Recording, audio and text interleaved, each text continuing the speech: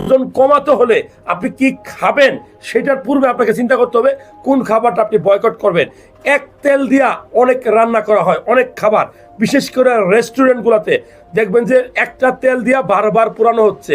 সিঙ্গারা, সমোসা, হ্যাঁ, তারপরে পুরি, মোগলাই, এগুলোতে আমরা হর হামেশা রাস্তার পাশে একটু রেস্ট নিয়ে আমরা খাই, কিন্তু জানেন একটা সিঙ্গারা, একটা পুরি আপনার কত ওজন গেইন করতে পারে?